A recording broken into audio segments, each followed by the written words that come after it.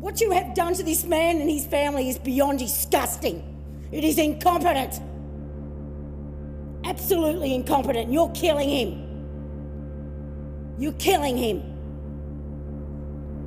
Typical delay, deny, die, isn't it? Nothing goes away. Still branded the department, delay, deny, die.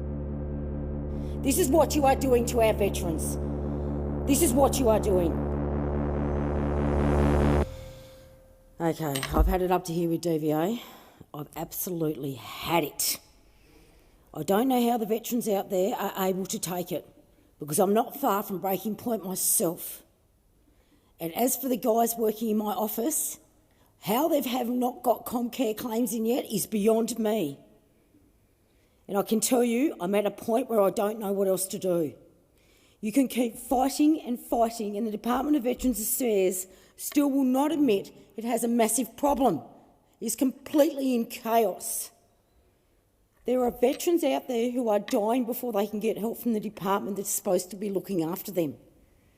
There are veterans who are being cut out from help and off. They have nowhere else to go. We are beyond crisis point. We are absolutely beyond crisis point.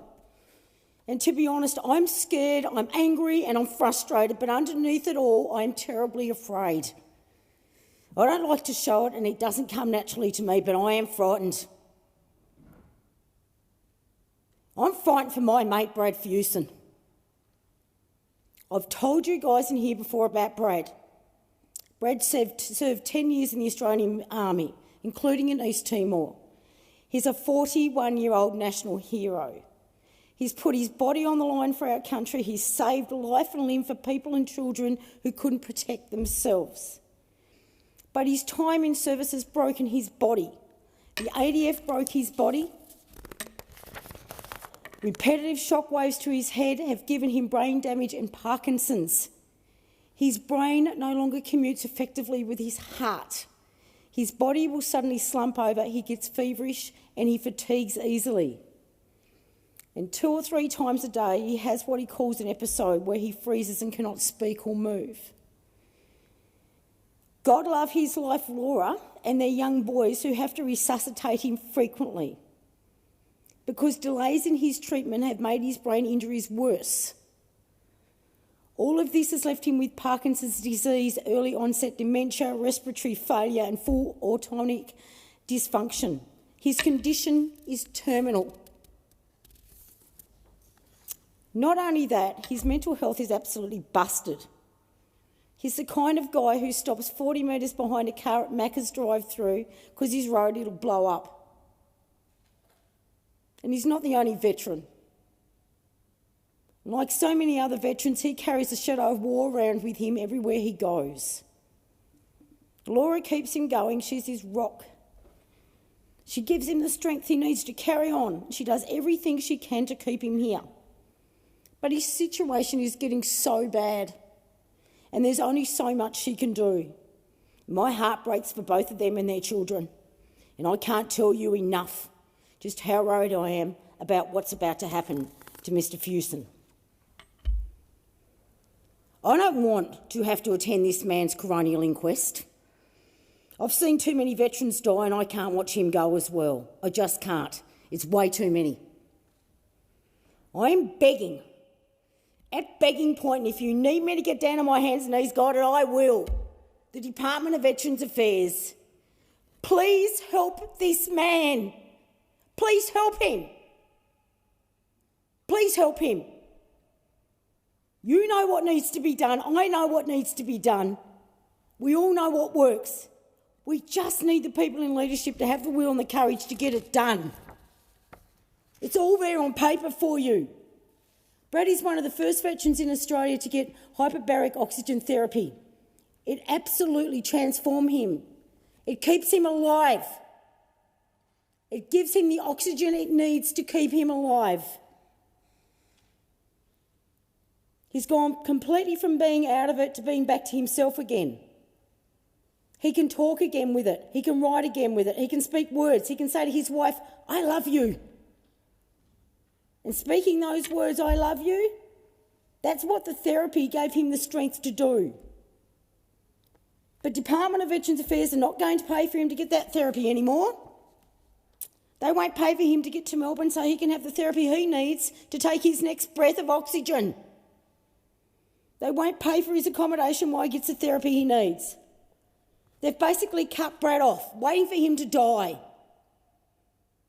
All because of some paper pusher in Canberra says he doesn't have a referral for the therapy he needs to keep him alive. Well, you've had this for 16 months, Department of Veterans Affairs. You've had it for 16 months. It's sitting in his medical file. Get yourselves an appointment to Specsavers and get it sorted. Wake up. Because without this treatment, you know and I know, he's going to die and we're all going to a coronial inquest. And by God, I will not hold back on your department. I'll bring the minister in, I'll bring the secretary in, I'll bring the MO in. You're all coming in. I've got all the evidence. What you have done to this man and his family is beyond disgusting. It is incompetent. Absolutely incompetent. You're killing him. You're killing him. Typical delay, deny, die, isn't it? Nothing goes away. Still branded the department, delay, deny, die. This is what you are doing to our veterans. This is what you are doing. And it's not just the veterans who suffer, it's their families too. And by God, are they suffering? Brad's wife, Laura, is all of about 28 kilos. That is where she is at. The stress is killing her. She's his full-time carer because you can't even get his carers right. You can't even get 24-hour carers right for him. You are so incompetent. You are so incompetent. She's on her own and she's exhausted. How many times do I need to tell you people that? How many times do I need to tell the minister? How many times do I need to tell the hierarchy of Department of Veterans Affairs? When are one of you going to do something? Because when he dies, it is too late. Absolutely too late. I can tell you now, she can't hold much longer. And you cannot expect her to. Both of these people are extremely strong, Brad and Laura, but her strength will only go so far before there is nothing left. The full weight of a lying department, an uncaring department, and a covering up department, because that's all you do, cover up your incompetence, is a heavy burden to bear. And it's too much for a sick man to carry on his shoulders, a dying man at that. Getting them to sit up and take notice is taking everything I've got. And I'm exhausted. They're exhausted. And there are other veterans out there who are exhausted with dealing with your incompetent bureaucracy in that department. You are finished. You are gone. You might as well just shut the door. It's over. How many more are you going to kill? How many more? These people, they're human beings. They're not numbers. They are not numbers. They are human beings. Where are you, Minister Chester? Where are you, Minister? 6 weeks ago, I sat down with you for 45 minutes and went about Brad Fewson's his issues, what was going on. What was going on? What have you done? What have you done? What have you done, Darren? Absolutely nothing. You got a dying man there, big boy. Fix it. I've spoken to Liz Cozzens. Absolutely waste of space. And in desperation, I even called the cut rate commissioner this morning because I'm at my wit's end. I'm done. I've been on this for 15, 16 months and nothing's changed. Their kids are going through hell and God knows how Brad keeps breathing every morning. This is the state our veterans are in. I hear it every day. In my office, I have Karen, who works on veteran cases every single day.